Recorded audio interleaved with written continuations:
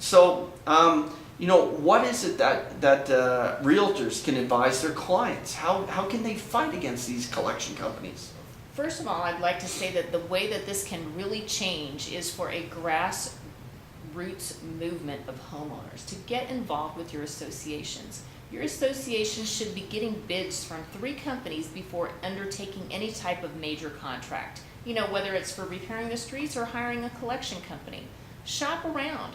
Don't go with the guy that your friend knows because he heard they were pretty good. Look at the rates. Get involved. Hire responsibly. These are fees and costs that may fall to your neighbor who loses his job. Okay? And I will tell you that in my experience, if I send somebody a notice and I charge $100 for my notice of delinquent assessment lien, it is much easier for the homeowner that's behind to undertake a payment plan and get himself out of collections quicker if the collection fees are reasonable. If the guy owes, $300 in back due assessments, and you tack on another $300 or $400 for his collection costs, he is going to be in collections for a longer period of time. He's not going to be able to manage a payment plan and get out of collections and get money back to the homeowners association. So, it's enriching a third party to have these inflated fees. If your fees are reasonable, you can be aggressive about letting your homeowners know it's your responsibility to pay. You've got to come current. You're responsible to all of your neighbors here. We're all in this together. You need to pay your fair share. Okay? So I would like to see as much money as possible going back into the association. You've got to be aggressive about keeping on budget, but the quicker somebody can come to a payment plan that they can live with, the quicker the money is going to get paid to the association. So you need to get involved in which collection company you're hiring. Pay attention to the fees that are being charged. It could be you. It could be your neighbor. It could be anybody in your community that's ultimately going to be paying these fees. Also, a few other things that you can do at a grassroots level. Go to www.faircollectionfees.com. At www.faircollectionfees.com, we have a petition on the website. Sign that petition. That will be presented to the CICC commissioners on July the 8th.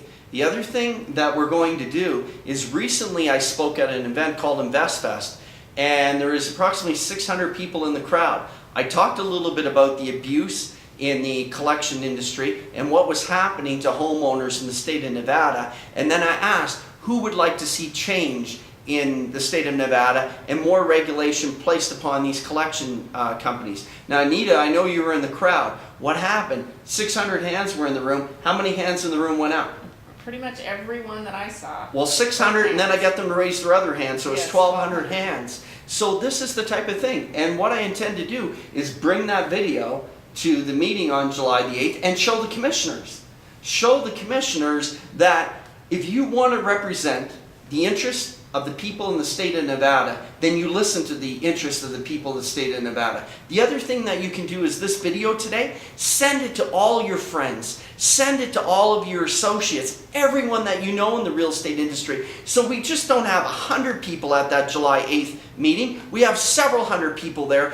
Then we can fight against the collection companies in the state of Nevada, and the commissioners will truly feel that the grassroots level is there, because we are fighting right now against a very powerful, deep-pocketed lobby movement, and the people, the recipients or the bills are a large group of homeowners that feel like unempowered on an individual basis.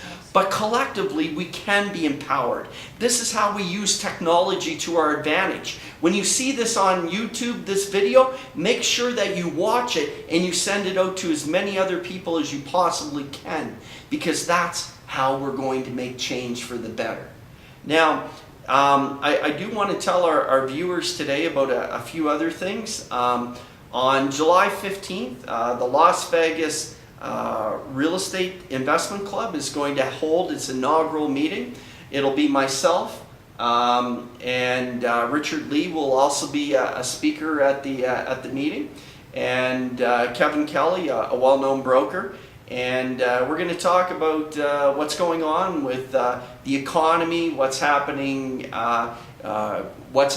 the impact of the European collapse of Greece and some of the other countries there that have massive debts, and why would we even be concerned about things like that in the United States? What's going on with the US dollar? Why are we seeing short-term strength in it?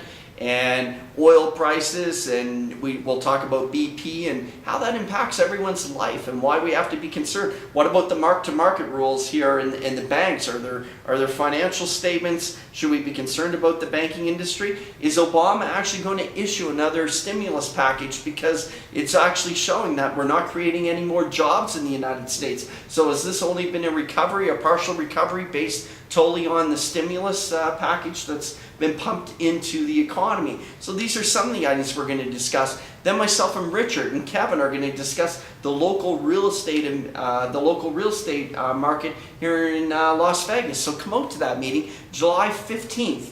And for more details on the actual meeting and the venue, what you can do, once again, wait till the end of the video, and then we'll show you the date, July 15th, but we'll show you the venue. And for additional details, you can go to the website www.lvrealestateinvestmentclub.com.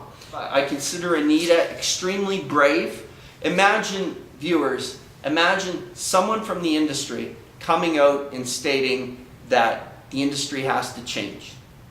And full credit to her, because she's talking about change and trying to do things right, because in her industry she believes that things are not being done right.